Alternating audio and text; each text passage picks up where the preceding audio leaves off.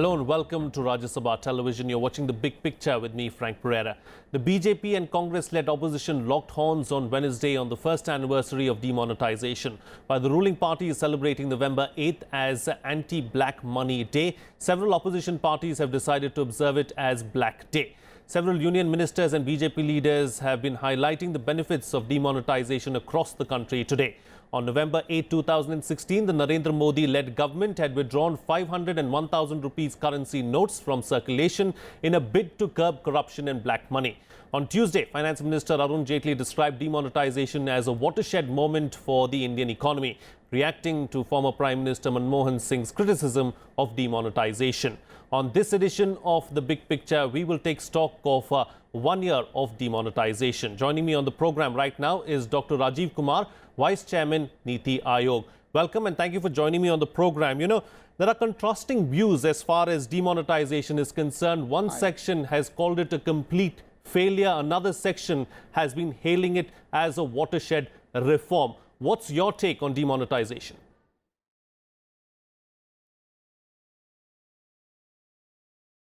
Very honestly, I don't understand why anybody would call it a complete failure, because I think it's pertinent to note that almost the entire population of this country supported the measure. Even those who were standing in the queues and braving the sun and braving all the difficulties, when asked repeatedly by camera queues, etc., last year, said that they supported the demonetization. Simply because I think a very large majority of Indians are honest, hard-working people who hate to see those who are corrupt and earning illegal incomes and black money, strutting around the society, becoming social icons and just sort of indulging in huge amount of conspicuous consumption. And I think every ordinary citizen, hates the idea and that there are people here who have amassed wealth with all sorts of unscrupulous and illegal means, and they go scot-free. So I think in that sense, those who are observing this as a black day, I'm afraid are way behind the curve as far as people's sentiments are concerned. And I'm actually very puzzled, I must confess, with my former boss, Dr. Manmohan Singh, calling it, organized loot and plunder. I don't see who looted whom in this case, and I don't see where that plunder was, and I also don't see where the demonetization has impacted the common man negatively, except in those sectors which are cash dependent, and those have been taken care of. So overall, Frank, I must confess that I have been and I remain a very strong supporter of this courageous and sort of historical move which has been taken to cleanse the economy of all illegality and bring us onto a different era of transparent, ethical and honest economic activity. You know, talking about black money and corruption, the Prime Minister last year, on November 8, 2016, very clearly said that this is the first of many moves to try and curb corruption and try and curb black money. What's on the agenda next so as to deal with this problem that's been plaguing the Indian economy? Some steps have already been taken. The 1989 Benami Properties Act was amended in 2016 and has now been notified and put into action, as a result of which we know there are about 300 properties worth about 800 crores which have been seized, and the Prime Minister may well announce some other measures under this act, because we know that this is a plague which is in the country, where people own all kinds of Benami and third-party properties, which therefore escape the taxman's net. So that's one. The second one, of course, is the Insolvency and Bankruptcy Act, which have been put into place, by which all those people who until now got scot-free will be now booked and will be made accountable for their mismanagement of their companies or borrowing loans which are not financially viable. Other measures would be, of course, the greater transparency in governance and greater recourse to e-governance, which is going on, so that the rent seeking, which is a euphemism for bribery and corruption, will be sharply reduced. And you must have already noticed that in the last 3 years, significant steps have been taken to completely root out the very large, high-level scams which went along in deals and government transactions, and so therefore, as a result, there has been none in the last 3 years. So, the government has acted in a concerted manner to root out the black economy. I think the two other steps, by the way, GST would be one more step in that direction, because it will bring in a large number of traders and manufacturers into the tax net. And the two steps that would be left, I suppose, are one, a greater rationalization and reform of our direct tax structure, as well as that of funding of electoral campaigns and political funding, as it's called, so that even those areas are closed, because those are two areas where there is a possibility of some amount of black money being generated. Sure. It's been 1 day to the day since the Prime Minister announced demonetization on November 8, 2016. Several sectors, of course, have been impacted as a result of demonetization. Many of those sectors have now recovered or are on the path to recovery. But then there are several other sectors, some of them who are still, railing under the impact of demonetization. What needs to be done to ease their pain?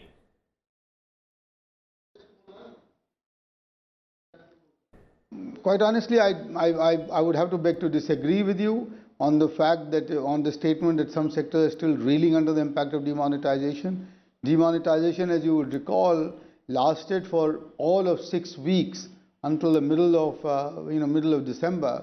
Because after that, the economy was quite rapidly demonetized, and I think people like Lord Meghnad Desai and some other economists have repeatedly said that we should not think of demonetization as something which started on November 8, 2016 and they just continued indefinitely. It didn't. And as a result of that, you must have seen that some of those sectors which are very cash dependent, like handicrafts or like small medium enterprises, even they have now they are now beginning to come back on steam. Except there are sectors like real estate, where the black money and the cash components had become so pervasive, and they were so dependent on it, that of course the rate of growth there has slowed down. But that for me is a very important positive step, because that means that all that speculative demand which had bedeviled this sector has now been sucked out, and therefore actual users can now hope to get their houses at a more reasonable price than what they were able to do earlier, because these prices were always spiraling upwards as a result of all the speculators pumping in their illegally gotten wealth. So, sure. I think demonetization has greatly helped the process of formalization of the economy, and sectors which were impacted in the first 6 to 8 weeks have surely come out of it by now. All right. Dr. Kumar, we'll have to leave it at that. Thank you so much for joining me on the program and putting things into perspective for us. Thank you very much. Thanks a lot. Well, let me now throw the floor open to my panelists in the studio. I have with me today A.K. Bhattacharya, Editorial Director of the Business Standard, Ajay Dua, former Secretary, Ministry of Commerce and Industry, and I'm also joined by Ashwani Kumar, Assistant Professor, Economics, Sriram College of Commerce. Thank you to all my guests for joining me on this edition of The Big Picture. Let's try and divide our debate into what kind of an impact demonetization has had on several of the other sectors. For the economy first, Mr. Dua, what kind of an impact has it had on the economy? Whether it's a full-fledged direct impact of the demonetization or global issues or even GST may be a somewhat difficult to separate, but today's economy, or the present day economy in India, is probably, if one goes by figures of GDP growth and industrial growth and all those kind of things, we probably are not as well placed as we were in, say, last November 2016. But as I'm saying, this could be a host of factors.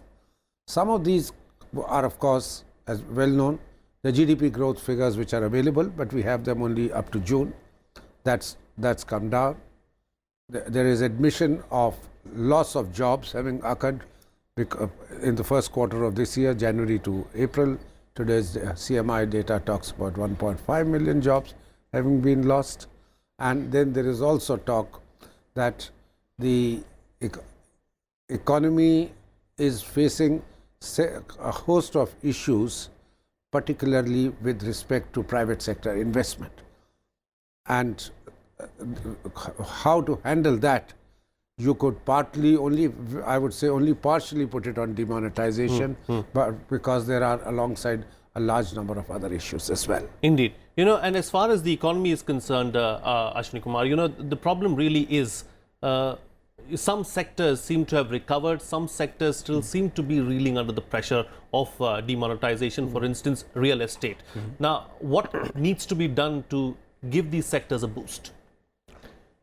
Actually, what I feel, particularly in real estate sector, in economics we used to say bad commodities always wipe out good commodities from the market if there is asymmetric information in the market. And in real estate, if you want to buy any property, more than 60% black money is required. So where black is actually wiping out white money. So if you are ready to pay some opportunity cost, then I think it doesn't matter. Though there are some problems in real estate sector other than demonetization, but somehow it's a process to clean this sector also among all economic sectors.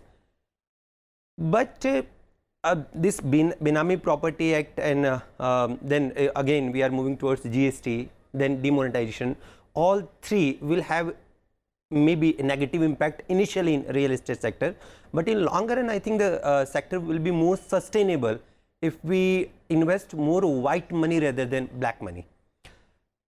Second thing, I think this some government initiative must be required, particularly fiscal expenditure must be increased, government expenditure is required. Then second thing, I feel rate of interest, I feel that still it is high in real terms. The real rate of interest in comparison of 2016, if I say real repo rate, then it is comparatively high from 1.1% to around 3%. So we must concentrate on interest rate also, though some of the banks are reducing interest, and that is easy for a person, those who are having white money can buy the property. Sure. And I think so in the long run, there are some positive. Some positive will be there. Yeah, there will be some positive. There will be a positive impact even on the real estate sector, is what you're suggesting. Sure. True. Mr. Bhattacharya, as far as Mr. Dua raised the issue of investments.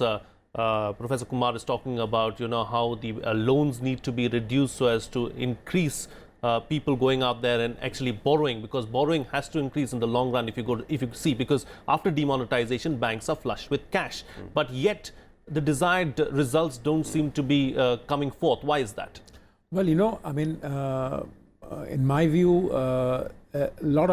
many more steps will have to be taken to ensure that investments are revived. I mean, Professor Agarwal talked about interest rates. My sense is it is not just the interest rates.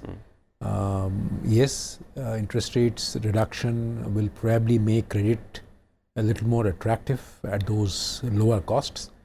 But I think investments will be revived by a variety of other factors. And I think we need to focus on those areas. I am referring to the labor market, I am referring to the land market. Plus, make sure that the macroeconomic stability that we have attained so far is sustained. So, unless we undertake labor market reforms, unless we take more land market reforms and make sure that our balance of payments and the other fiscal consolidation program are on course, I think the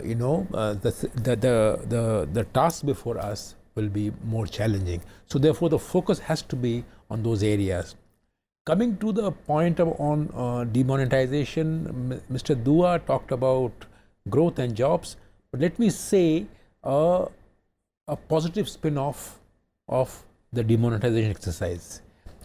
One, you have to admit that in spite of the disruptive nature of the move, the prevalence of cash in the economy has come down by at least 15 to 20%.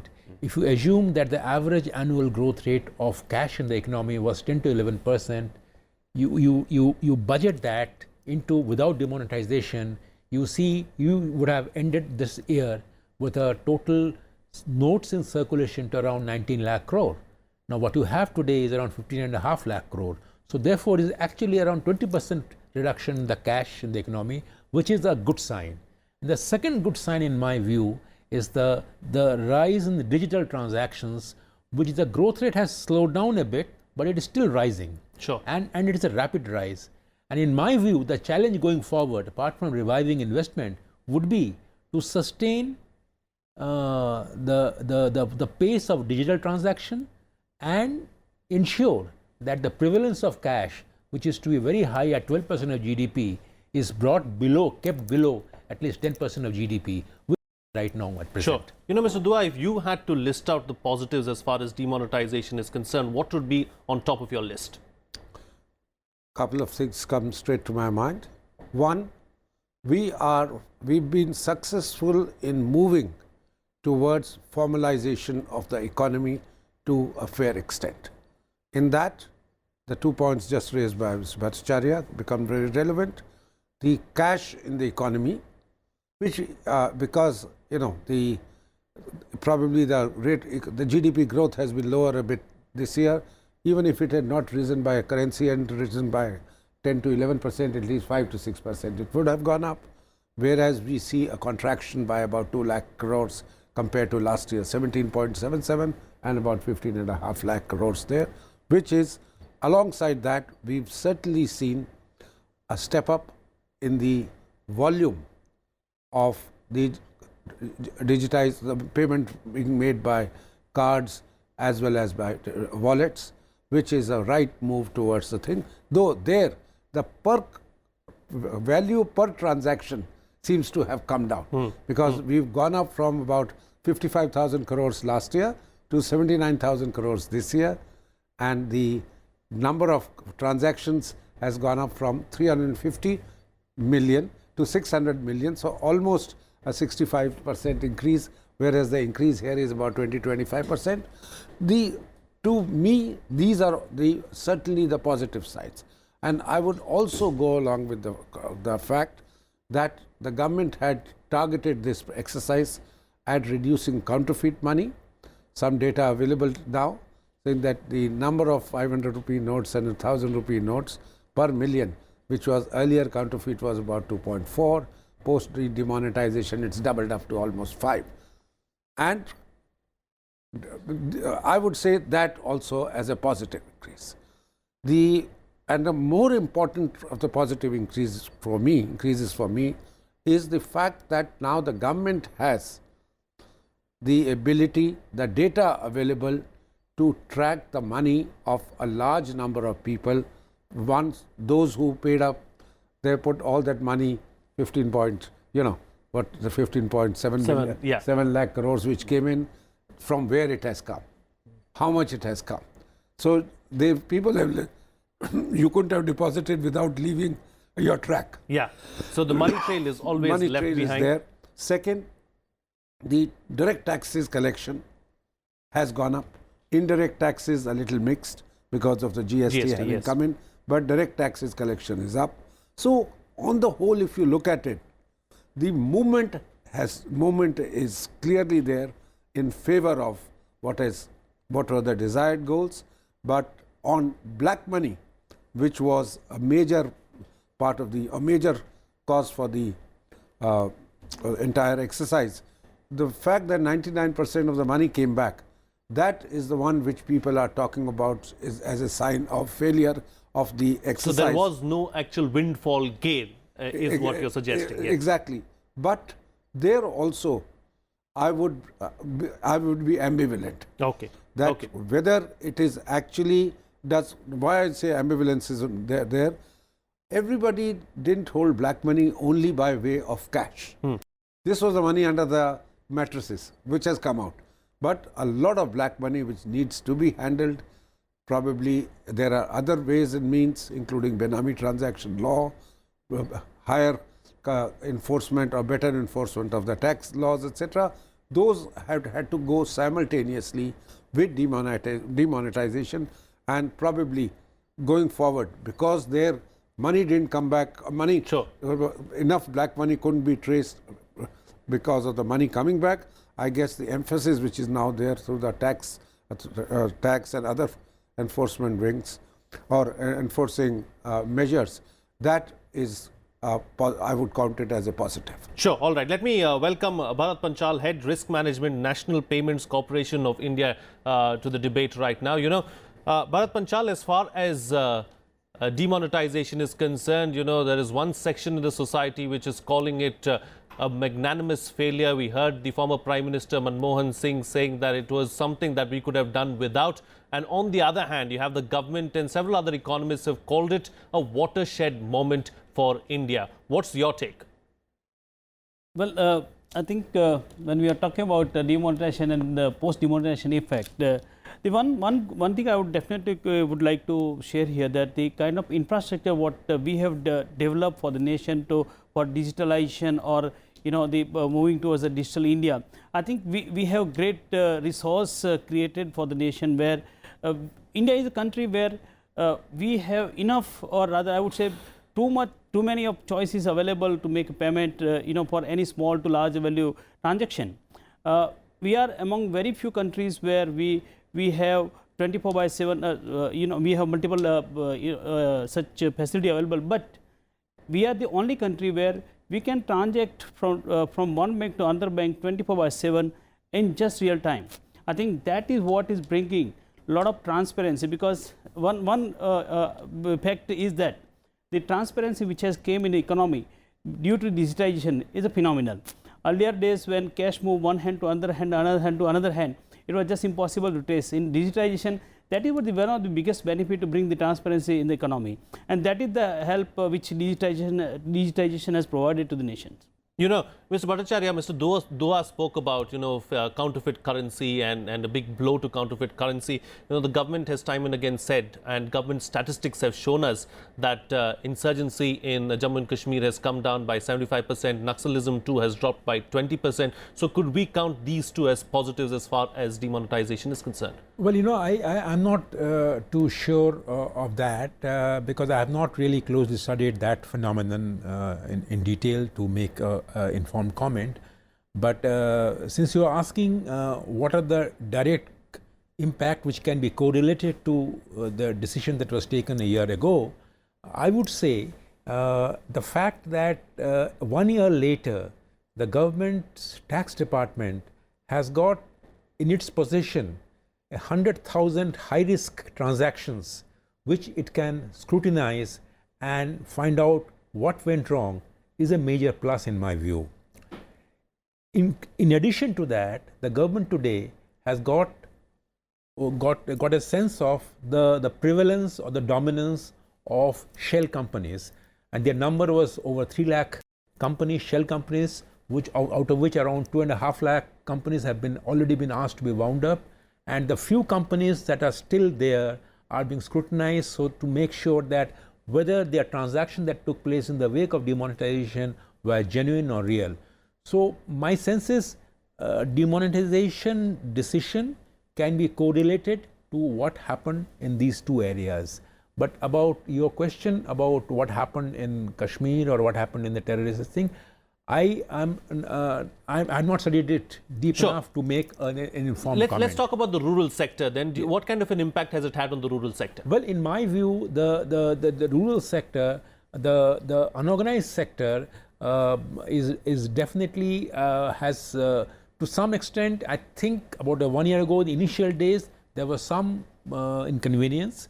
But thanks to the booming growth of the digital forms of transaction, I think the rural sector, the villages, they have been sort of mainstreamed into the system in a phased manner, whether you can call it Jan Dhan accounts, yeah, or whether the launch of the Bheem app. I mean, for example, in 1 year, I was doing the numbers. The prepaid payment instruments, their growth in 1 year, 2016-17 full year, compared to 2015-16 has gone up by 171%. And even if you take the latest August figure and compare it with the October figure, which is the pre-demonetization month last year, the growth is a healthy 70%. Sure. So my sense is that in rural India, the PPI mode of payment, even though the amount is very small, which is why I said that a lot of more work needs to be done to sustain this drive, which has been unleashed in the wake of demonetization. I'm just going to come to you in a bit, Mr. Dua. You can close the show for us. Before that, Ashwani, Kumar, it's not just demonetization. There have been several follow-up measures that have followed demonetization, which has helped in a long way, in the long run, hasn't it? Sure. I think it's an integrated approach to curb not only black money, just to clean economy. And in these areas, I think as all panelists are saying, digitalization, then Benami Property Act, GST implementation, if you can clean 2-3 sectors particularly, whether it is real estate sector or jewelry sector or maybe in business particularly, where businessman is not ready to accept payment through digital mode. Why? Because there is a fear that it can be traced. That is a big issue, and particularly I am happy that all money is back. Now we can find out who is actually creating problem in the economy. If someone is not paying money to the banking sector, we don't know who is actually having black money. But right now we know. Now it's I think it's the money trail that Mr. Dua was talking obviously, about. Yes. And another thing in this way. I'm sorry, I'm going to cut you short because I've just got 30 seconds left on the program. Mr. Dua, close the show for us. I think one of the biggest benefits of demonetization has been in the field of macroeconomic parameter, largely retail inflation control. With money now chasing the goods which are available, retail inflation as well as the wholesale inflation in the economy has come down. And that in turn has enabled the Federal Reserve Bank of India to be able to look at interest rates in a more benign manner.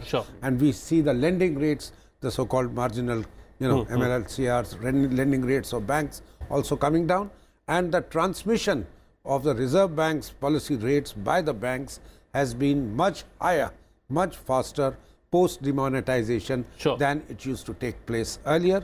So which augurs well for the issues which we discussed, and I raised it in the context of private sector investment. If the rates are coming down, inflation is lower, probably we could see some revival in the near future is what you're suggesting. All right, on that note, then we'll have to call it a wrap on this edition of The Big Picture. I'd like to thank all my guests for joining me on the program and putting things into perspective for us. That's all the time we have today. See you again next time.